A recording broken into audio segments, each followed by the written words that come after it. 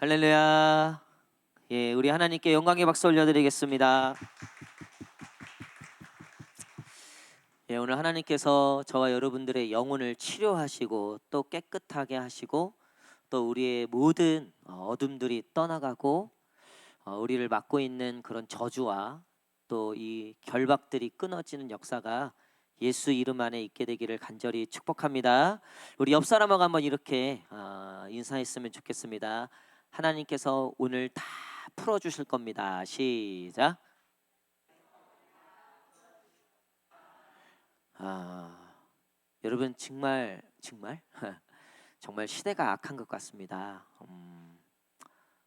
저는 한 2주 정도 오늘까지 해서 정말 이 마지막 때라는 것을 너무나 많이 느끼는 요즘이고, 예레미야 말씀을 보면서 정말 깨어있지 않으면 순식간에 우리의 영혼이 도둑 맞는다는 것을 너무나 많이 느끼는 요즘입니다.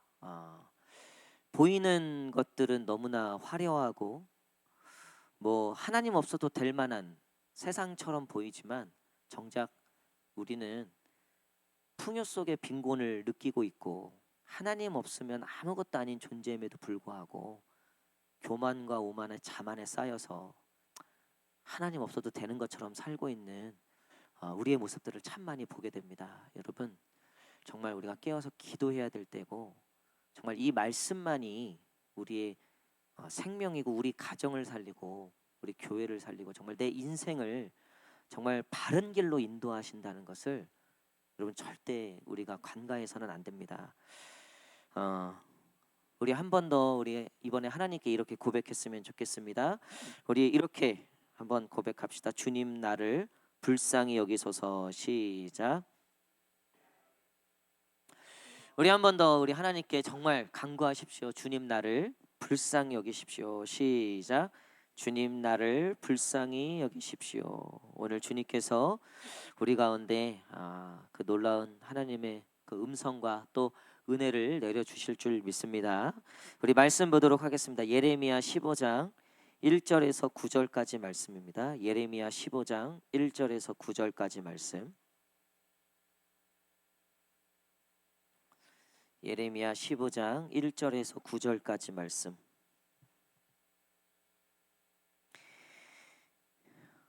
구약 성경 1074페이지 오늘 큐티 말씀인데요. 예레미야 15장 1절에서 9절까지 말씀. 구약 성경 1074페이지.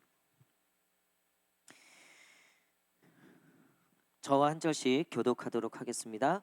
여호와께서 내게 이르시되 모세와 사무엘이 내 앞에 섰다 할지라도 내 마음은 이 백성을 향할 수 없나니 그들을 내 앞에서 쫓아 내보내라.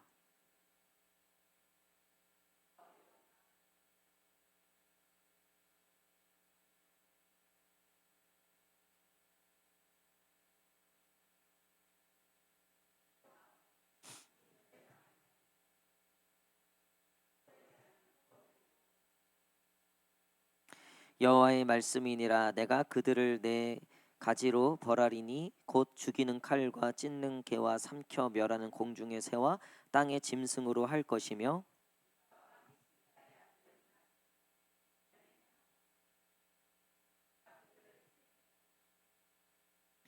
예루살렘아 너를 불쌍히 여길 자 누구며 너를 위해 울 자 누구며 돌이켜 내 평안을 물을 자 누구느냐.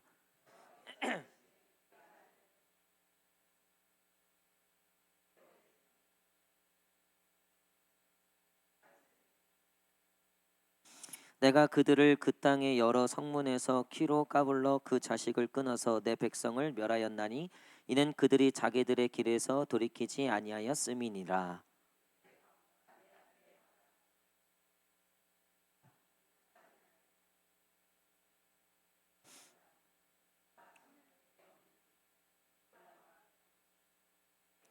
다 함께 읽겠습니다. 일곱을 낳은 여인에게는 쇠약하여 기절하게 하며 아직도 대낮에 그의 해가 떨어져서 그에게 수치와 근심을 당하게 하였느니라. 그 남은 자는 그들의 대적의 칼에 붙이리라. 여호와의 말씀이니라. 아멘. 하나님의 그리움, 하나님의 그리움이라는 제목으로 같이 말씀 나누도록 하겠습니다. 나이가 들면서 점점 느끼는 마음들이 있다고 합니다. 그것은 그리움이라는 단어래요. 처녀적에 또 학생적에 또 옛적에 참 그때가 좋았지, 그때가 참 좋았었는데 이런 마음들이 나이가 들면 들수록 참 많이 생긴다고 합니다. 물론 현재도 좋고 미래에 대한 소망도 있지만 그럼에도 불구하고 나이가 들면 들수록 이 그리움이라는 감정에 굉장히 진심이 되게 된다고 합니다. 저희 수아도 지아를 보면서 한편으로는 마치 유치원 때가 좋았다. 요번에도 이제 연휴였는데 지아는 그 수요일도 쉬었어요. 그러니까 퐁당퐁당이었잖아요. 근데 수아는 수요일 학교를 갔어요. 아침에 이제 일어났는데 지아는 완전 뻐질러 자고 있고 수아는 이 막 해야 되니까 유치원 나도 유치원 다닐 때 마치 이제 그런 식으로 얘기를 하더라는 거예요. 어, 제가 우리 청년들한테 얘기하는 것 중에 학생일 때가 좋은 거다. 아, 또 제가 아이를 낳고 보니까 어른들이 얘기 애가 누워 있을 때가 좋은 거다. 예, 걸어 다니기 시작하면 예, 그때부터는 또 다른 세계다. 여러분, 그리움이라고 하는 건 참 한편으로는 아쉬움도 있겠지만 또 참 좋은 기억과 추억에 대한 또 그리움이 될 수도 있는 것 같아요. 아이를 키우면서 언제 이걸 다 해야 되나 하는데 어른들이 저희한테 꼭 하는 얘기가 있어요. 그때가 가장 좋을 때라고. 점점 애들이 크고 나면 그런 이제 추억들을 만들어가기 어렵다고. 근데 아직은 저나 사모는 아직은 거기까지는 느끼진 못하는데 어른들의 말들이 다들 그래서 정말 그런가 보다 해서 지금을 참 소중하게 보내고 있어요. 여러분들은 그리운 시절이 있나요? 뭐 돌아가고 싶은 시절, 뭐 한 번쯤은 다 이런 생각 해보시고 또 그 그리운 시절로 참 돌아갔으면 좋겠다라는 그런 마음도 분명히 있을 거라 생각합니다. 하나님은 어떨까? 하나님에게는 그리움이라는 게 있을까? 하나님에게도 그리움이 있었어요. 오늘 말씀해 보면 1절에 여호와께서 내게 이르시되 모세와 사무엘이 내 앞에 섰다 할지라도 내 마음은 이 백성을 향할 수 없나니 그들을 내 앞에서 쫓아 내보내라. 이게 무슨 얘기냐면 이제 이스라엘 백성들이 우리가 썩은 뱃띠의 이 이야기도 나눴지만 이제 완전히 썩어서 더 이상 쓸모가 없게 돼버렸죠. 그러니까 도무지 정말 깨어 있지도 않고 회개하지도 않고 하나님의 말씀에 너무나 무감각해져 버린. 할렐루야. 자, 우리 금요일 날 피곤한데 우리 앞뒤 좌우 성도님들과 한 번 더 이렇게 인사했으면 좋겠습니다. 분위기 심각합니다. 정신 차리십시오. 시작. 여러분, 제가 이 예레미야 말씀을 보면서 목회자로서 참 많이 느끼는 게 정말 이 하나님의 말씀이 너무나 중요하다. 결국 이 이스라엘이 망한 이유는 딱 한 가지예요. 하나님의 말씀을 듣지 못해서예요. 하나님도 나중에 이 백성이 말씀에 기갈이 있어서 망했다라고 되어 있어요. 돈이 없어서, 성공을 못해서, 명예가 없어서 아니에요, 여러분. 여러분 역사를 봐도 결국 하나님의 말씀을 홀대하고 하나님의 말씀을 정말 생명과 같이 여기지 않는 시절, 여러분 그 시절마다 다 암흑기였어요. 다 하나님을 떠나고 겉으로 보기에는 너무나 화려하고 좋은 시절이었지만 하나님은 그 시절들을 너무나 애통해하며 통탄했던 시절들이었다는 거죠. 하나님에게는 그리운 시절이 있어요. 모세와 사무엘이 있었던 것처럼 하나님의 말씀 앞에 정말 벌벌벌 떨고 하나님의 말씀을 듣고자 그 높은 산까지 올라가고 그 말씀이 희귀했던, 말씀이 보이지 않던 시절에 그렇게 한참을 살아가고 있던 그 사사시대를 지냈던 이스라엘에 드디어 이 사무엘이라는 이 선지자를 통해서 하나님의 말씀이 이 땅에 떨어지기 시작하는 거예요. 하나님 또한 이스라엘 백성들에게 끊임없이 말씀하셨어요. 근데 엘리 대제사장부터 시작해서 그 땅에 살고 있던 모두가 다 하나님의 말씀에 관심이 없고 하나님의 말씀을 사모하지 않고 있던 그런 시절이었어요. 이 사사 시절의 대표적인 이야기가 뭡니까? 다 자기 소견에 옳은 대로 행했더라. 그러니까 하나님의 말씀은 없는 거예요. 다 지가 좋으면 다 그렇게 하는 거예요. 여러분, 우리가 신앙생활하고 믿음 생활할 때도요, 제가 보니까 저도 그래요. 보니까 결국 다 기준은 자기더라고요. 자기 말씀의 기준으로 사는 건 참 보기가 어려운 요즘인 것 같다는 생각이 많이 들어요. 저도 그렇고요. 그러니까 어떤 이슈가 있다, 어떤 이해가 갈렸다, 그러면 거기에 기준이 말씀이 돼야 되는데 결국 자기 자존심이 되더라는 거예요. 자기 승질이 되고 자기 욕심이 되더라는 거예요. 하나님이 그것을 보다가 이제는 막 분노하시는 거죠. 이스라엘 백성들에게. 그러면서 하시는 말씀이, 모세와 사무엘이 와도 이제 내가 너희를 용서하지 않겠다. 내가 너희를 이제는 네 가지로 내가 벌을 내리겠다.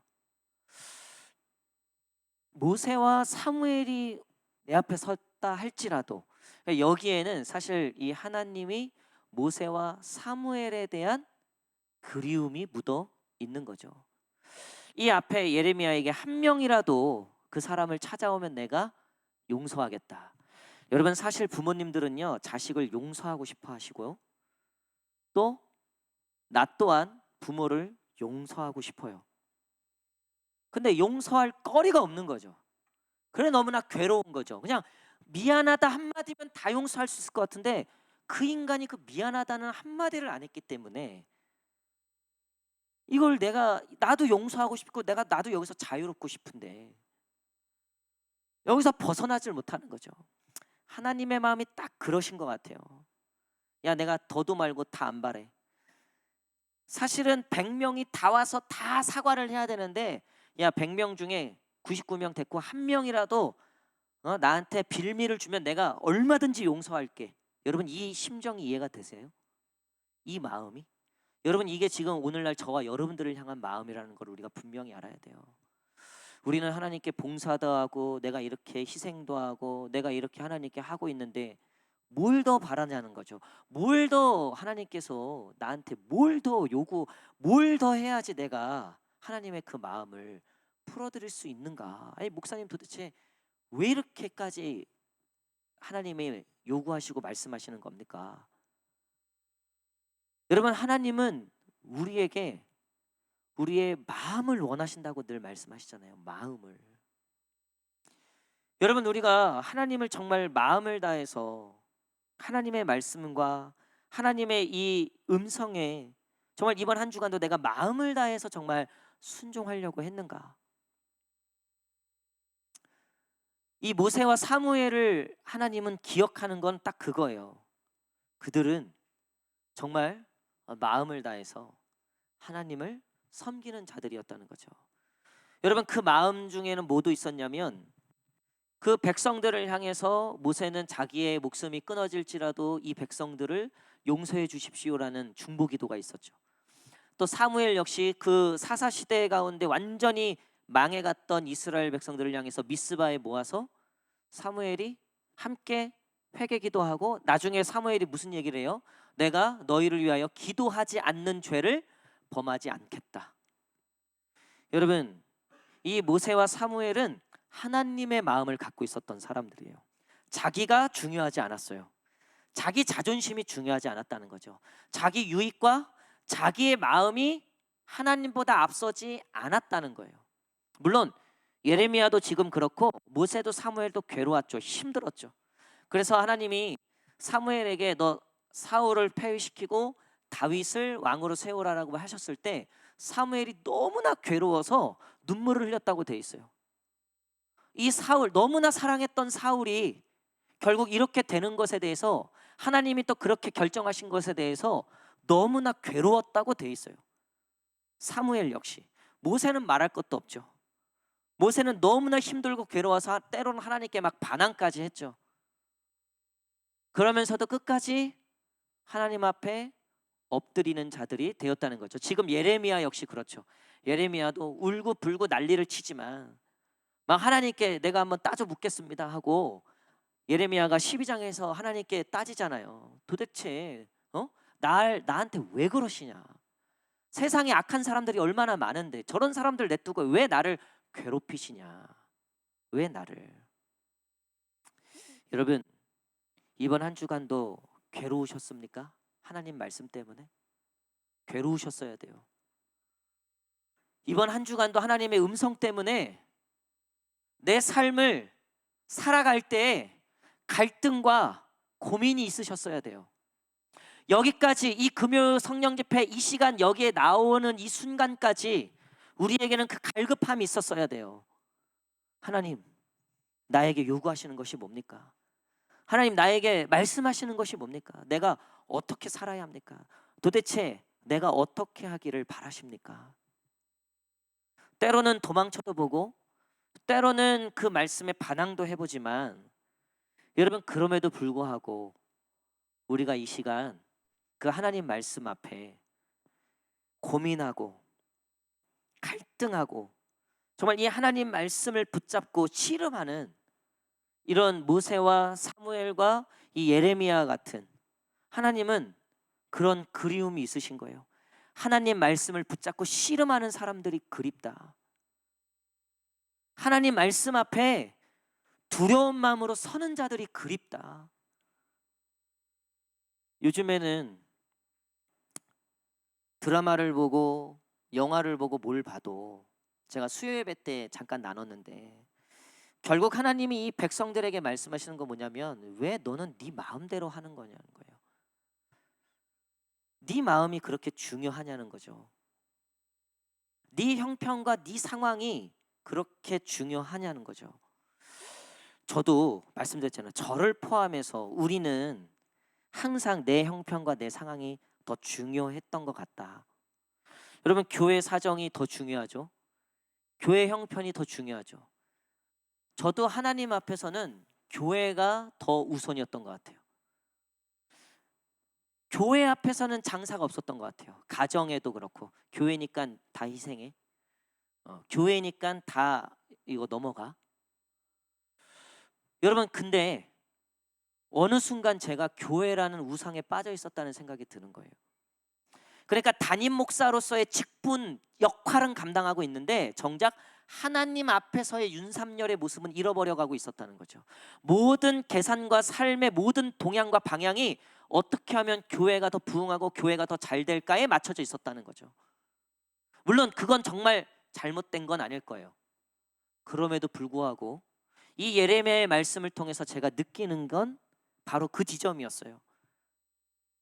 그것보다도 더 우선돼야 되는 게 있죠. 여러분, 우리 가정이 잘 되는 거 너무나 중요하죠. 내가 직장에서 승진하고 내가 바라고 소망하는 내 삶을 이뤄가는 거 너무나 중요하죠. 내 형편과 내 상황 너무나 중요합니다. 내 기분, 내 감정, 내 자존심 너무나 중요해요. 여러분, 요즘 그거를 넘어설 게 없어요. 웬만하면 그냥 이제는 막 찔러 죽이잖아요. 안 참잖아요. 이제는 그것을 표출하고 그것을 나타내지 못하면 어쩌면 바보가 되는, 자기 권리를 얘기하지 못하면 바보가 되는 그런 세상인 것 같아요. 교회에서도 할 말 다 하죠. 그리스도인으로 살아가면서 누릴 것 다 누리고 살아가죠. 세상도 다 놀러 가니까 우리도 다 놀러 가야 되고, 세상도 다 갑질하니까 우리도 갑질해야 되고, 세상도 다 자존심 내세우니까 우리도 자존심 내세워야 되고. 여러분, 어느덧 우리의 신앙생활에 장애가 생기고 기형이 생기고, 그러다 보니 이제 주님의 음성을 듣지는 못하는, 그래서 하나님 말씀 앞에 씨름하고 이 말씀 구절 하나하나 가운데 내 삶을 바꾸고 돌이키고 변하려고 하는, 이제는 그 시도조차 잃어버린 우리의 모습들이 생겨나게 됐다는 거죠. 여러분, 하나님은 저와 여러분들에게 그리워하는 지점이 있을까요? 없을까요? 삼년아, 나는 네가 그때가 참 그립다. 여러분, 그런 음성들이 여러분들에게 만약에 있다면 여러분들 스스로 생각해 보세요. 하나님이 내 모든 삶을 통해서 어느 지점을 가장 그리워하실까를 한번 생각해 보세요. 여러분, 그리고 지금 나는 그렇게 살고 있는가를 생각해 보십시오. 제가 마음이 괴로웠던 이유는 이 지점이었어요. 아, 내가 담임 목사로서 이 교회를 책임지는 사람으로서 나름 열심히 했다고 생각했지만 정작 내가 하나님 앞에 정말 윤삼열로서 그냥 한 그리스도인으로서 하나님 앞에 선 시간들이 굉장히 적었다는 것들을 하나님이 조목조목 저에게 말씀하시는 거예요. 내가 이 집의 엄마로서 지켜야 될 자리들과 내가 직장의 회사원으로서 지켜야 될 자리들이 분명히 있어요. 또 20대, 30대, 40대, 50대, 60대 다 그 시절마다 분명히 지켜야 되는 중요한 것들이 있습니다. 여러분, 근데 그 어떠한 것도 하나님의 자리보다 중요한 건 없다는 거예요.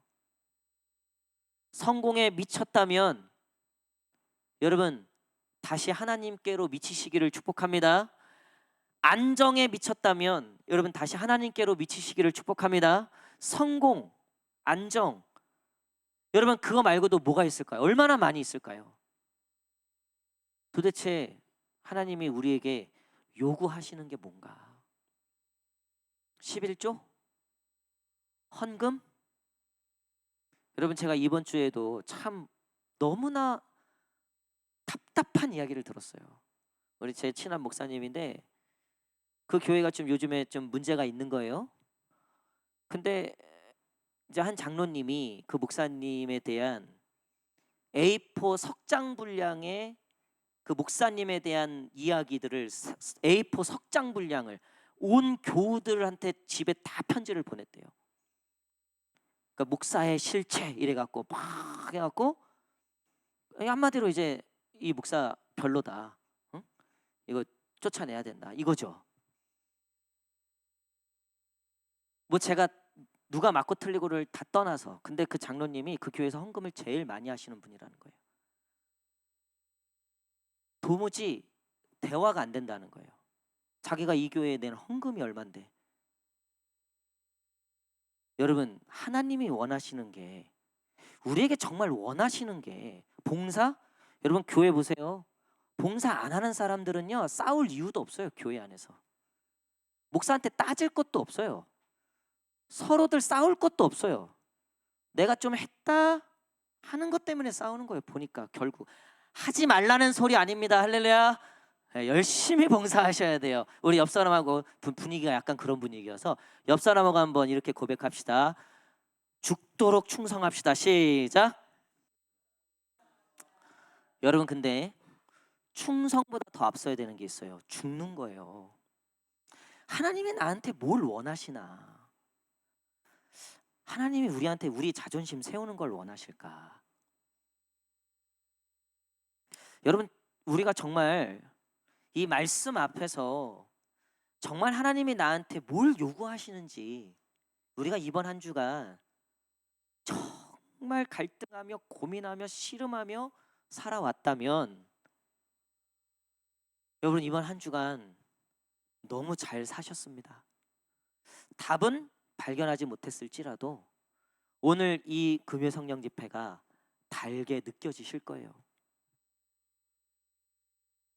하지만 지금 이스라엘 백성들은 나라가 망해감에도 불구하고 지금 세상이 이상하게 돌아감에도 불구하고 도무지 하나님이 어디 계시는가라는 의문이 들 만큼 세상이 완전히 거꾸로 돌아가고 있음에도 불구하고 아무 고민도 없고 아무 걱정도 없고 그저 시집가고 장가가고 하는 일에 몰두하며 아무런 문제의식도 없이 이번 한 주간도 고민했던 건 내 성공, 내 안정, 내 안위 이런 고민들의 연속이었다면 여러분 정말 우리 가슴을 치며 회개해야 합니다.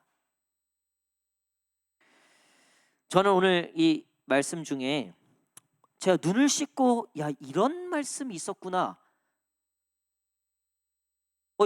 저 처음 봤어요. 여러분 하나님이 지치실까요? 안 지치실까요?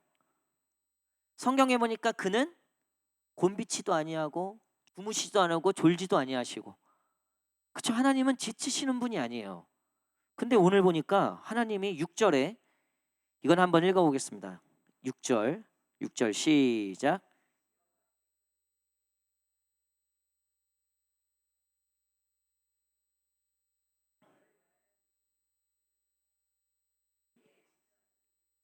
하나님이 지쳤다라는 표현을 하세요. 아이를 키우다 보면 4살짜리 아이를 앞에 두고 엉엉 엄마가 울면서 나 안 해. 너 가. 미워.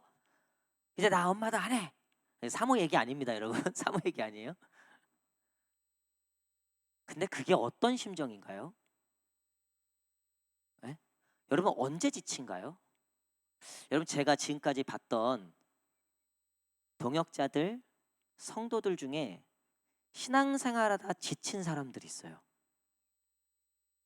자, 근데 신앙생활하다가 떠난 사람들이 있어요. 이건 다른 거예요, 여러분. 지치는 것도요, 애정이 있어야 지쳐요. 헤어지면 끝나는 거고 안 보면 끝나는 거죠. 못하러 지쳐요. 여러분 지치는 일에 우리는 인벌브 하지 않으려고 해요. 이거 지친다 싶으면 안 하죠.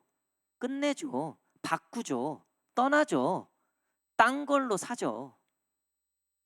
하나님이 지금 너희 때문에 지쳤다. 아니 하나님이 이런 표현을 하셨다는 건 뭐냐면 여러분 하나님이 바벨론에게 지치겠습니까? 아수르에게 지치겠습니까? 이집트의 애굽에 지치겠습니까? 그러실 이유가 없어요. 그들은 다 이제 저주받고 지옥 갈 백성들인데 하나님이 지칠 이유가 없어요. 붙잡을 이유도 없고 애쓰실 이유도 없고. 이스라엘 백성은 다른 거예요. 지칠 만큼 그 이스라엘 백성을 붙잡고 계신다는 거죠. 저는 하나님이 저 때문에 참 지쳐 계시는구나를 느꼈어요. 참 마음이 저도 죄송하고 아프더라고요. 하나님이 오늘도 윤삼녀를 많이 참아주고 계시고 기다리고 계시는구나. 내가 참 사람을 많이 의지하고 있었구나. 하나님이 나의 전부가 되지 않았구나. 이런 나를 바라보시면서 하나님이 얼마나 지치셨을까? 얼마나 마음이 괴로우셨을까? 여러분 하나님이 지치신 게 느껴지십니까?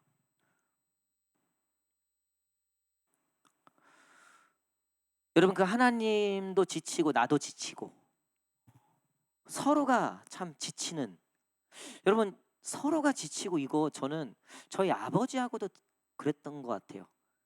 아버지를 모시면서 참 서로가 지친다. 또 자녀를 키우면서 서로가 참 지친다. 또 동역자들과 함께 이 교회를 세워가면서 서로가 참 지친다. 근데 전혀 지치는 걸 느끼지 않는 존재들이 있어요. 나와 상관없는. 내 이 걸음에 비껴가 있는. 여러분 신앙생활 지치셨죠? 지치죠? 한 주간 살아가기가? 지친 마음으로 이 시간 오셨죠? 여러분 그럼 다행입니다. 지치시는 게 맞아요. 하나님의 말씀을 지켜가고 하나님을 붙들고 산다는 건 너무나 지치는 거예요. 여러분 또 하나님은 어떠실까요? 우리에 대해서? 하나님도 참 쉽지 않으시겠죠? 하나님도 참 만만치 않으실 것 같아요.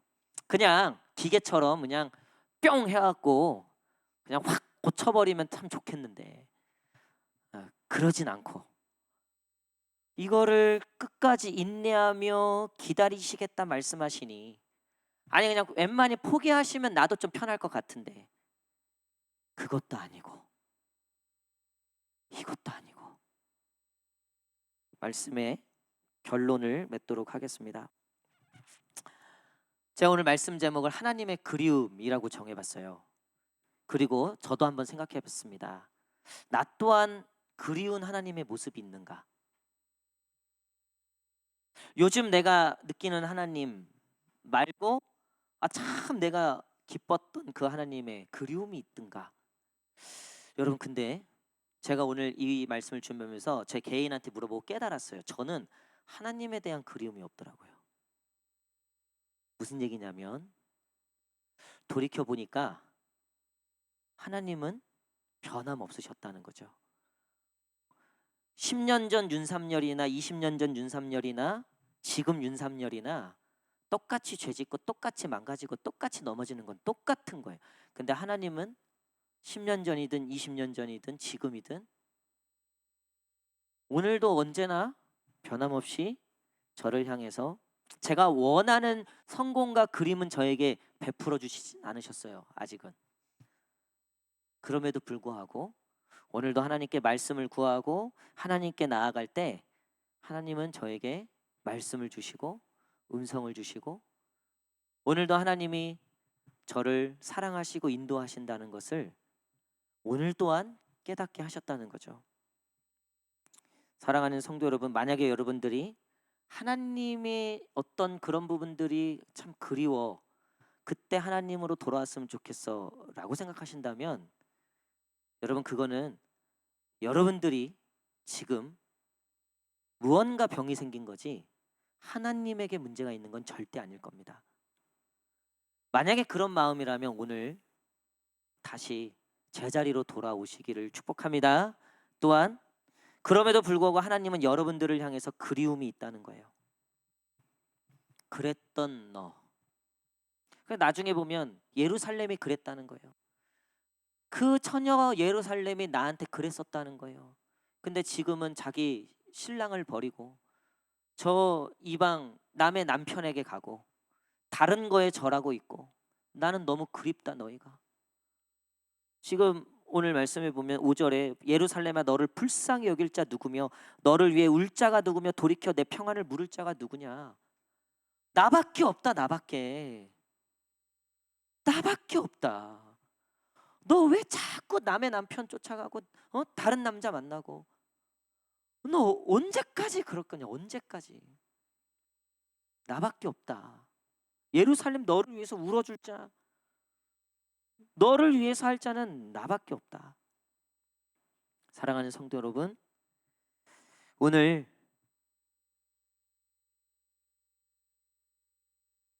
우리를 향해서 변함없이 똑같이 말씀하고 계시는 나는 아직도 너를 기다리고 있다. 아직도 너에 대한 그리움이 나에게 남아있다. 꺼져가는 등불 같은 아주 미세한 음성이 오늘 저와 여러분들에게 들리기를 축복합니다. 여러분 그 음성 들어야지 사는 거예요.